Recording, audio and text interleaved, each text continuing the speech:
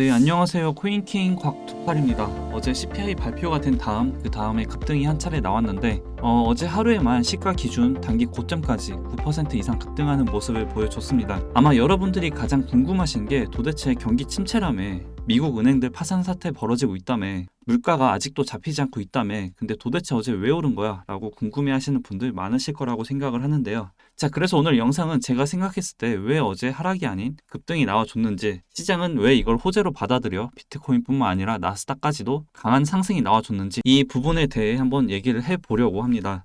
결론부터 말씀을 드리면 제가 생각을 이번 3월달 금리 인상 많이 올려야 25bp 그리고 동결까지에 대한 기대감으로 강한 상승을 보여줬다고 생각을 하고 있는데요. 왜 그렇게 생각을 하는지 이제 하나씩 말씀을 드려볼게요. 지금 미국 은행들의 상태가 여전히 좋진 않지만 지금 미국 정부 그리고 연준에서도 굉장히 빠르게 대응을 하고 있죠.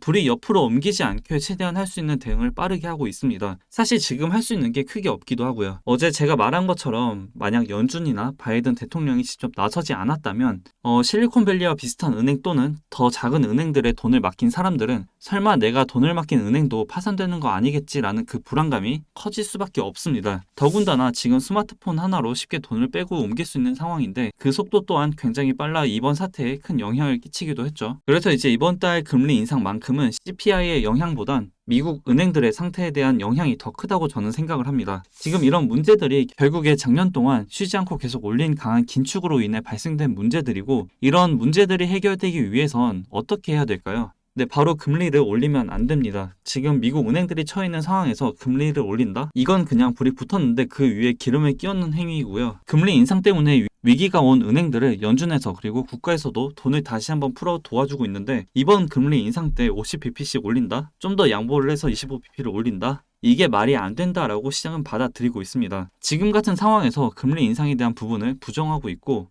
이제는 25bp가 아닌 동결에 대한 기대감이 더 커지고 있다고 봐야죠. 그런데 이제 CPI 발표가 되자마자 시장은 더 확실하게 판단을 했습니다. 어제 발표가 됐던 미국의 소비자 물가 지수는 전월 그리고 전년 대비 0.4% 그리고 6% 예측했던 수치와 같게 나왔고, 그 다음 근원 소비자 물가 지수는 전월 그리고 전년 대비 각각 0.5% 그리고 5.5%로 전년 대비는 예측했던 수치와 같게 나왔지만 전월 대비로는 예측했던 수치보다 높게 나왔습니다. 이 근원 CPI의 가장 중요한 핵심은 주거비 그리고 인건비인데요. 이 주거비 같은 경우엔 파월 의장도 말을 했었지만 다른 항목들처럼 급격한 하락이 아닌 시간을 두고 천천히 하락을 할 것이다 라고 말을 해왔었고, 또 인건비도 마찬가지로 한번 오른 인건비가 쉽게 내려오질 않죠. 이것 또한 지금 당장 급하게 떨어질 수 있는 상황이 아니다 라고 말을 해왔고 결국 잡힐 것이다 라는 입장을 전달해 왔습니다.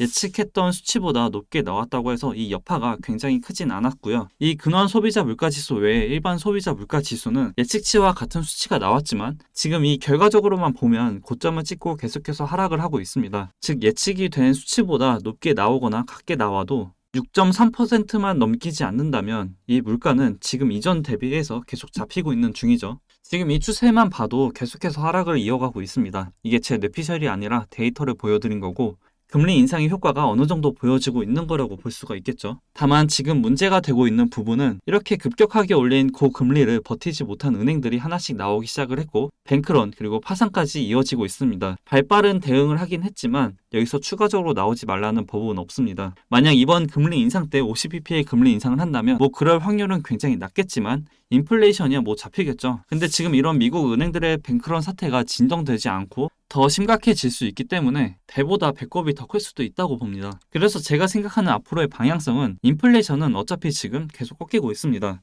1년 동안 역사적으로 금리를 올렸어요. 다만 속도의 문제라고 생각을 하고요. 지금은 이 인플레이션을 잡기 위해 금리 인상을 하는 것이 아닌 미국 은행들의 상태를 봐가면서 하지 않을까라고 생각을 합니다. 만약 지금과 같은 상황을 제대로 넘기지 못한다면 바이든 대통령 다음 대선 힘들 수밖에 없고 연준에서도 완전히 실패한 정책이지 않을까라고 보고 있고요. 이걸 제가 판단하는 게 아니라 이제 여론들이 그리고 시장이 판단하지 않을까라고 생각을 합니다. 이제 슬슬 정치적으로도 연준의 금리 인상에 대한 부분을 압박하지 않을까 싶고, 무조건 바이든 대통령은 다음 대선을 위해서라도 지금 위기를 어떤 방법을 써서라도 넘겨야 합니다. 연준에서도 이러한 영향을 무시할 수 없지 않을까 싶고요. 지금 이 크레딧 리스크까지 찌라시 돌고 있는 상황에서 금리 인상 50bp 그리고 25bp까지도 어렵다라는 분위기가 돌고 있습니다. 그래서 어제 시장도 이러한 이유들 때문에 급등이 나와줬다고 보고 있고, 다음 다음 금리 인상에 대한 기대감이 여전히 남아있어 추가 상승이 나와주고 있다고 보고 있습니다. 이제 이러한 내용을 실시간으로 전달받고 싶으신 분들은 이제 제가 준비한 내용은 여기까지이고요. 도움이 되셨다면 구독, 좋아요, 댓글, 알림 설정 한 번씩 부탁드리고 저는 이제 다음 새로운 소식을 들고 다시 찾아뵙겠습니다.